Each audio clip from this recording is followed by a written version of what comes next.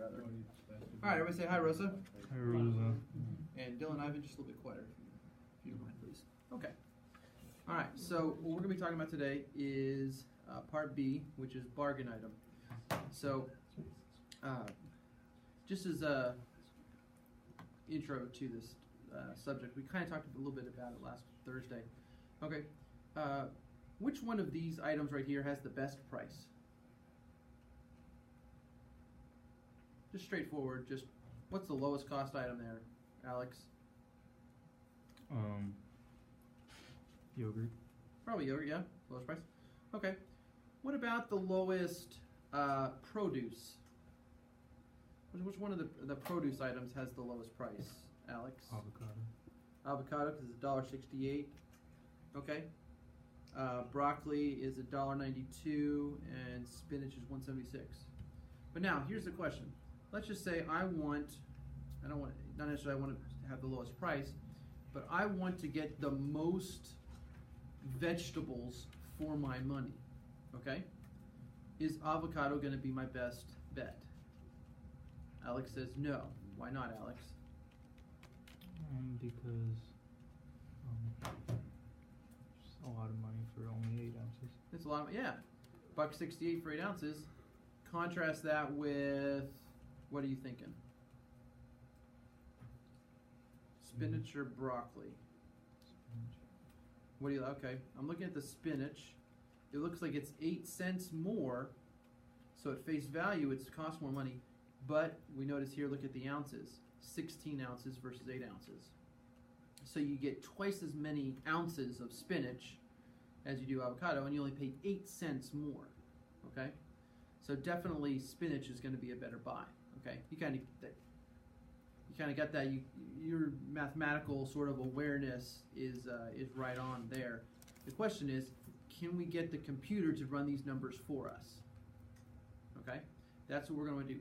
We're going to want to write a program that's going to find the bargain item of a given category. In other words, we're going to tell a method, hey, produce, and then it's going to find which one of these items is in fact produce and has the lowest unit price. Okay? So let's read what this says. It says the unit price of avocado is $1.68 divided by 8, which is 20.21, or 21 cents per ounce. The unit price of spinach is $1.76 divided by 16, which equals 0.11. So spinach is 11 cents per ounce. They want us to write the grocery store method bargain item. This method returns the name of an item whose unit price is the lowest in the specified category. If there is more than one item with the lowest price, any one of these items may be returned. If there are no items in the category, bargain item returns none. For example, consider the items and the prices listed in the table above. Using this table, the results of 3 calls to bargain item are shown below. We say bargain item P, we send it the letter P, then it's going to be looking for looking at all the produce. Come on now. So produce, produce, produce. And it should return the word spinach. If we say bargain item M, which is meat, it will return either chicken or pork chops. If we run these numbers up here, we'll find out that those are the same here in a minute. And if it says bargain item B, which maybe corresponds to bread or something like that, we look up here and there's no category for B. So in that case, it needs to return the string none. Okay? Does that make sense? Kind of what's going on here. All right? Now, let's go ahead and run some of this ourselves so we can kind of see what's going on here. So we're sent bargain item P, which stands for produce. Okay? Now, y'all tell me which items here are produce? Avocado. Avocado? Keep going. Broccoli. And? Spinach. Okay. What is the unit price of avocado, or how do we calculate the unit price? What's that formula?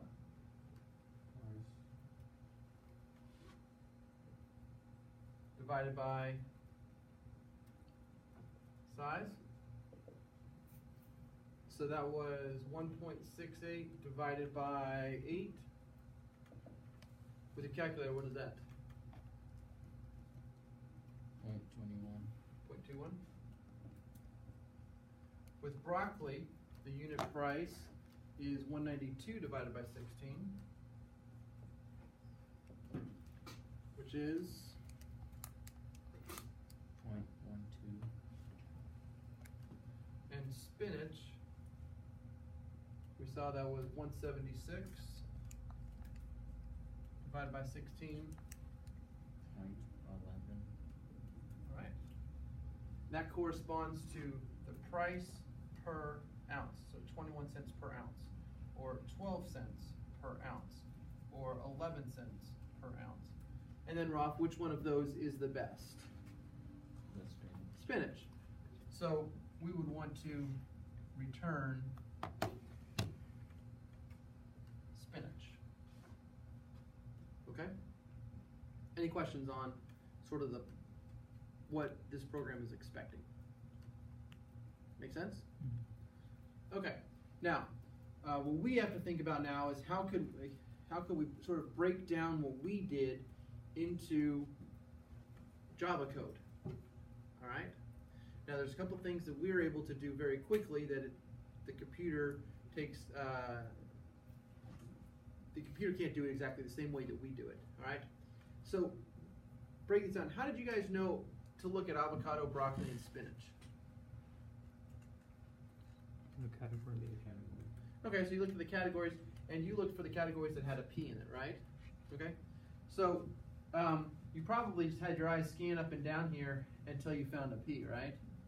Found a P there, and then you found a P there, and then you found a P there, okay?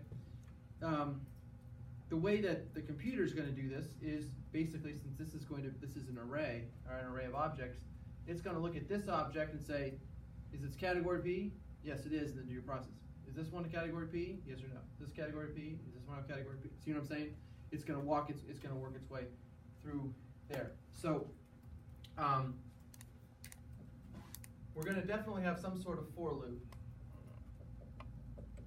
Int I equals blah blah blah blah blah. Okay. Last time, what we had, if you remember, we had a grocery. And you don't need to write this down. We'll actually type all the code in a second. Right now, I just want you to follow along with us on the board. Last time, there was some code that we had that said grocery item equals whatever was on the list, bracket I. Okay? We saw this bit of code earlier. And what that did was, if this was our list, this is the array. In row 0, it was pointing to an object. In row 1, it was pointing to another object. In row 2, it was pointing to another array. It was an array of objects. What this line right here did is it created a temporary variable called item, which first time through pointed to that one. Next time through pointed to this one. Do y'all remember talking about that? Or at least watching it? Okay? So, item is what we would say like the current guy that we're looking at, okay? So if we translate what y'all were able to do in your head as far as identify the category, we would do something like this. If the items category is a match for the category that we were sent.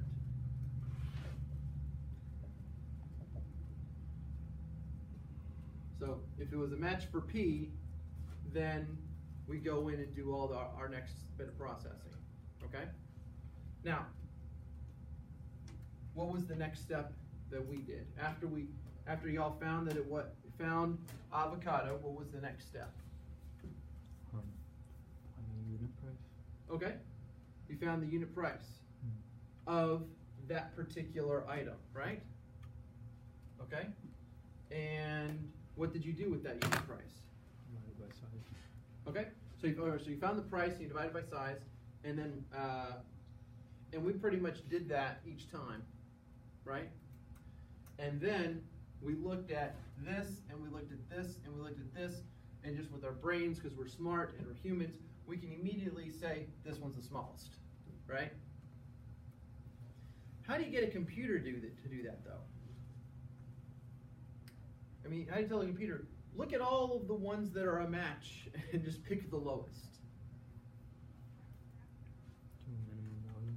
Okay, yes, find the minimum value. And you really can't tell a computer to look at all three of them at once.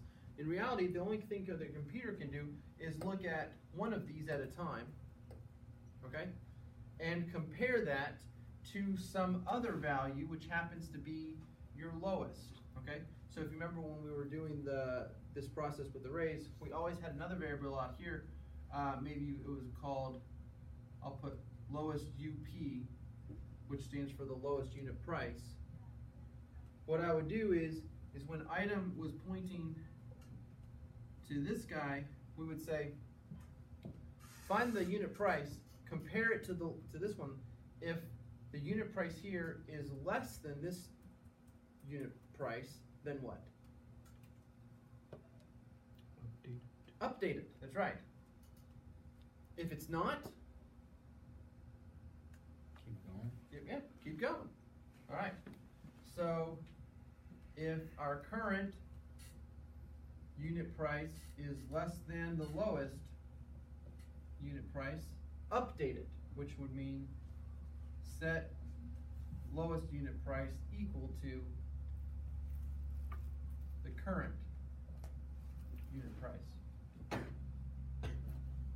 And then the other else is just leave it alone, don't do anything. You know what I mean? So I don't even need anything else down here. And then just come back up and go to the next item. And then go to the next item, and then go to the next item, go to the next item. And then here at the end, we could return the lowest unit price. And up here at the top, we need to set the lowest unit price to some initial value, maybe like, I don't know, 100 or something like that. Okay? Now, there are some issues with this, we'll clean up in a second, but this is kind of the general structure. Go through every item, look at a specific item, see if it's a match for the category, then compare our current unit price to the lowest guy. If the current one is less, update it. Sound good? Okay, now there's a couple of issues with this. Issue number one, what does the return value actually need to be? Name. It needs to be a name. As it is here, what am I returning? Lowest price, just the number. Which is just a number. Okay, so that's not going to work. I need to return the name of the lowest price item. Anybody have an idea on how I could do that? Lowest price is the name. Lowest price, like the lowest unit price? No, the lowest price of the current name. You get So return. name. Okay. You have to put something else in the array. I don't need to actually change the array, okay? But what I do need to do is I do need to have another variable which keeps track of the lowest name, or rather the name of the item with the lowest price. Okay? I'm not going to change anything in the array. The array is my database. That just has all my data information, okay? The lowest unit price is keeping track of what is the unit price of the lowest item that I've seen so far. And then I also need to store the name of the lowest, of the item with the lowest unit price. So let me say that again. Whenever I find a guy that's a better deal, I'm going to update the lowest unit price, and I'm going to update the name of the guy that has the lowest unit price. So I'll say lowest name equals current name. Does that make sense? Think about that for a second. It'll make sense.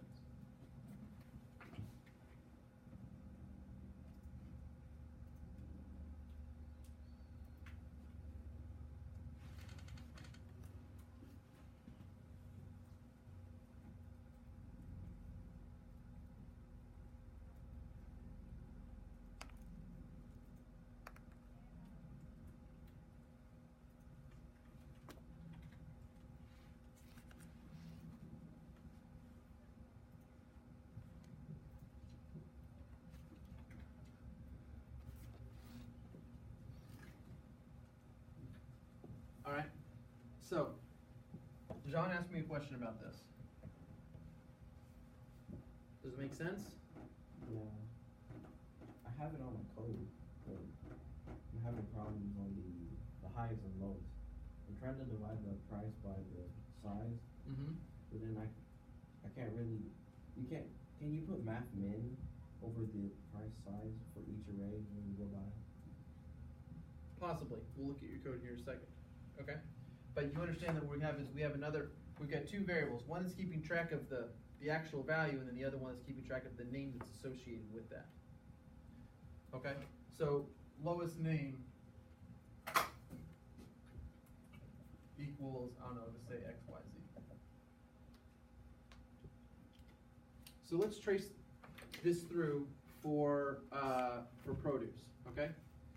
So the lowest unit price starts off at 100, and the lowest name is XYZ.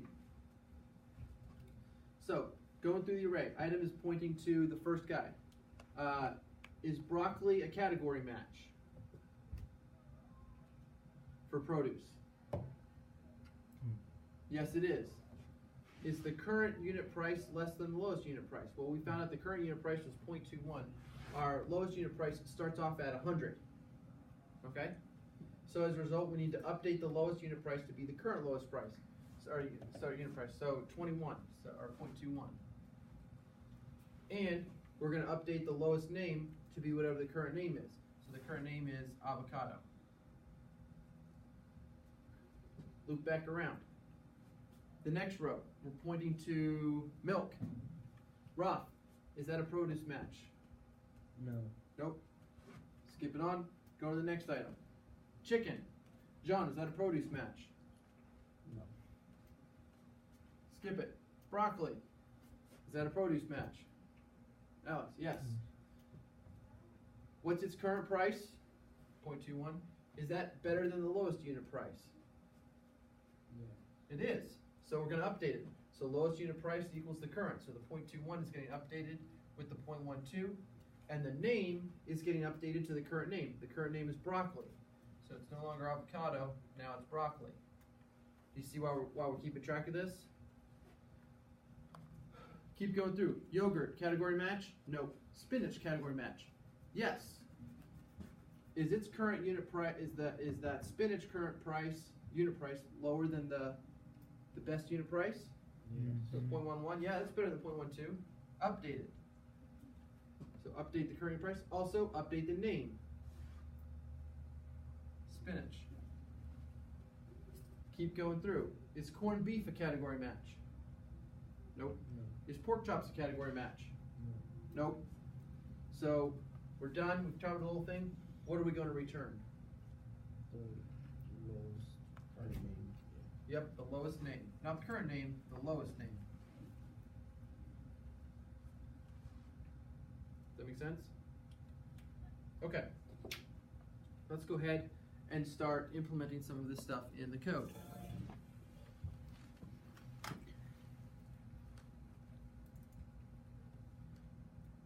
We are grocery list 7.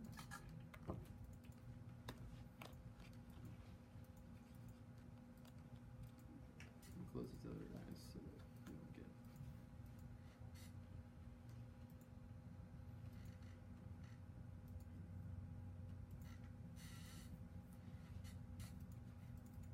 So go into grocery store.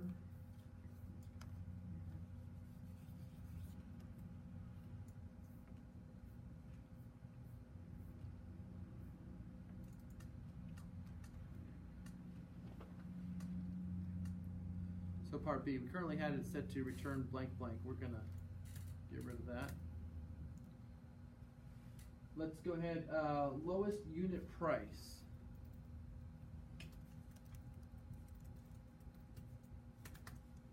What type of value should that be? Double. Mm-hmm. Do y'all like the 100 value? 100.0, sound good? What about lowest name? What should that be?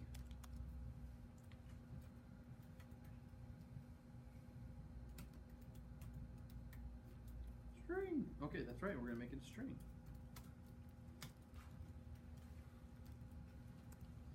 And then we need some sort of for loop here, okay?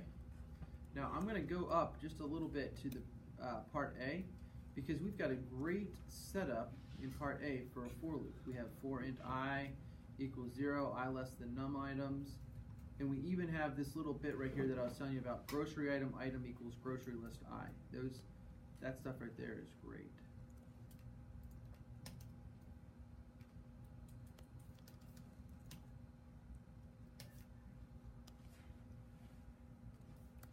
So if you remember, that item right there is pointing to the first time through row 0, the next time through row 1, then row 2, then row 3.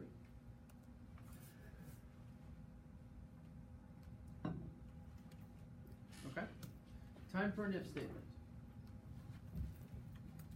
If we want to see if this item's category is a match for the category that was sent to us, like when we were sent bargain item P. If you notice, that P is sent to us in the method's parameter, and it's called category. So I want to see if these two strings are equal. So I'll say if item dot get category name dot equals category.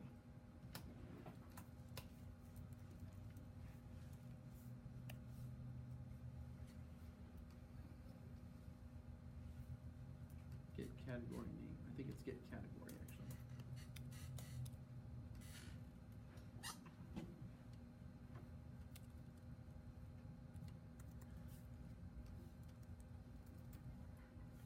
Get item category. I should just look at the autocomplete.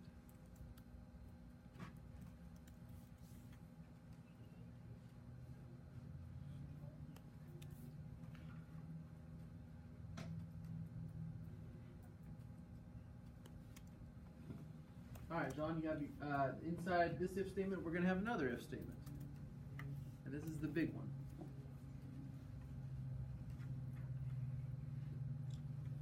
John, do you have any ideas for us?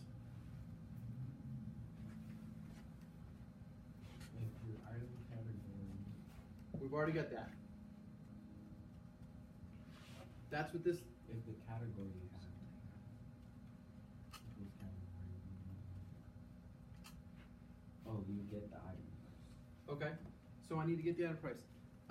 Now remember, item is pointing to one of these objects, which has several pieces of information. It has, I think, 4 pieces of information. It's name, price, quantity, and category. Okay. How am I going to get its price?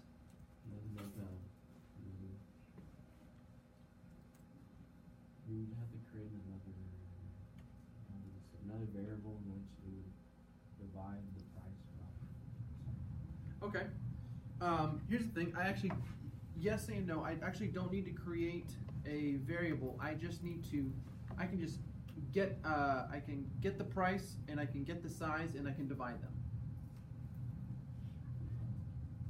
Does that make sense? Now, do you know how I obtain the item? Since this item is talking to a grocery item, how do I get the price? How do I get that price, which is one of these instance variables? Would you just say get item price divided by get item? You can. If you remember, the grocery the grocery item class, I put another variable in which it divides by. that's fine too. The grocery item class has an item name, an item price, an item size, an item category, and it has the gets and the sets for each one of those. Okay? For each one of those instance variables.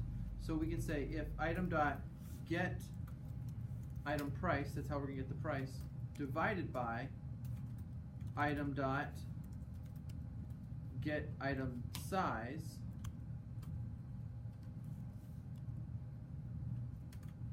is less than lowest unit price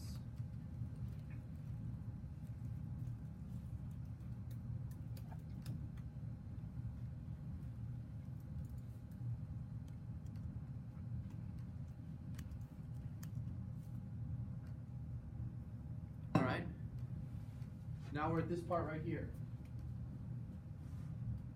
So I need y'all I know it's 7th period, it's after lunch, last 6 minutes of class, but this is what I need y'all to think, okay? This is the hardest part of this particular problem.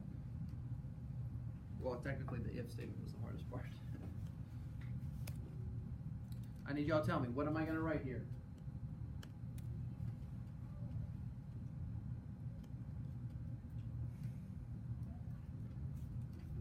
It's that part that I've got circled, just help me out here. How are we gonna... Lowest UP, what does that correspond to in our code? Lowest unit price, okay, so we'll say that, yeah, lowest unit price equals current unit price. What does that correspond to in our code?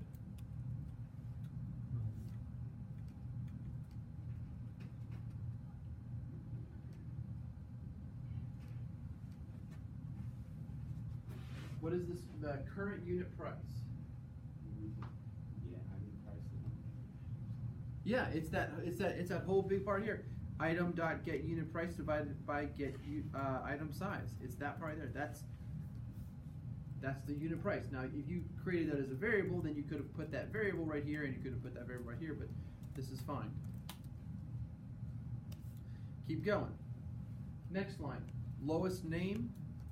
That corresponds in our code. We actually utilize that completely. So lowest name equals.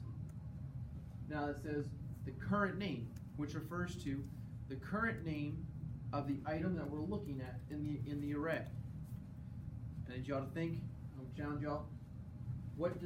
How can I express this in code? It's this part right here, which I'm slowly circling away. How do I get the name of that particular item? The item name. Okay, you use the get item name. But you can't just say get item name, you have to say item dot get item name. Does that make sense? Item dot get item name. Because item is the object that we're pointing to.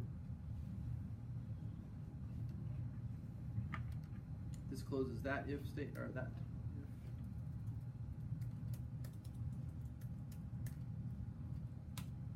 And then I will return according to this lowest name.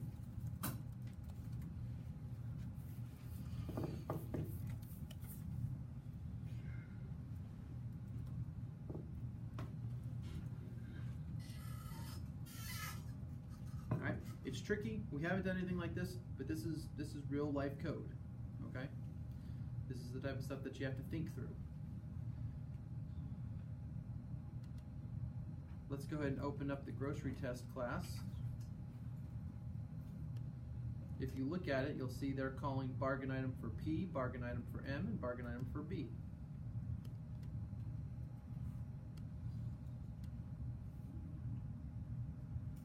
And if you scroll down, it says produce test bargain item method. Spinach, chicken, and bread, XYZ. What did the website say we should expect? For P, we should expect spinach. For M, which is the meat, we should expect chicken or pork chops. And for B, we should expect none. Now, why is it giving us X, Y, Z? Because there's no bread and produce. That's right. There's no bread. Or any, no, just bread. Yeah, there's no bread category, I guess you could say. Right. Okay. What do we want it to print out if there's no category match? None. None. Okay. So how can we fix our code? Would you just put return none at the end? If outside of the You could. The thing is, there's no real. I mean, what are you going to put inside your if condition? If what? If it wasn't there? I think you would have to put in the if. Well, you're not. You don't. What the reason why it's printing XYZ is because XYZ is the default lowest name. Okay? And if we don't come up with a match, then lowest name never gets overridden. Okay? If we're saying the category is B and we look at this row and says, is there B? Nope. Is this category B? Nope. Is this category B? Nope. Is this category B? Then if we don't have any category matches, then this if statement in here, this if branch right here is never get executed. As a result, the lowest name never gets updated. So the solution to the problem is, instead of putting XYZ up there at the top, you put none. Oh. So you initialize it to none. If there happens to be a category match, it's going to get overwritten. If there is no category match, then it doesn't get overwritten, and it just prints out none. What if my bargain items are all milk?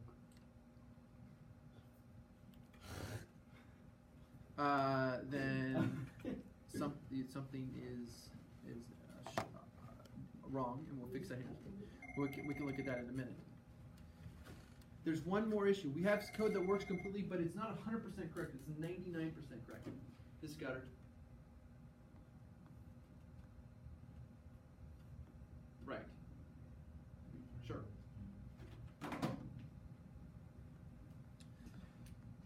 There's one more thing. This happens to work for this current set of test data, okay? But it will not work for every set of test data. There's a difference between getting like a 99 or 90 and 100 on this particular problem if this is the AP test. And that revolves around the fact that we have 100 up here for our lowest unit price starting point, okay? If you remember when we were doing when we were looking at arrays and we were trying to find the lowest value, what if all of the array, what if this is like some high-end store and everything unit price is $2,000, $3,000, $4,000, right?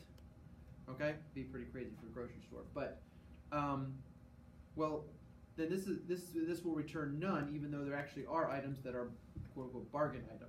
Okay, the solution when you're trying to find the lowest value is to put the absolute highest value that anything that you could ever get. That way, when you hit one of those items itself, the first one match is going to hit. So what we'll do here, you say double dot max value. Do y'all remember that activity? If you're looking for the lowest, you set the initial winner to be like the ultimate loser, so to speak. So that way it loses on the first time. Roth, were you able to copy this down in class? Did you get this stuff typed up?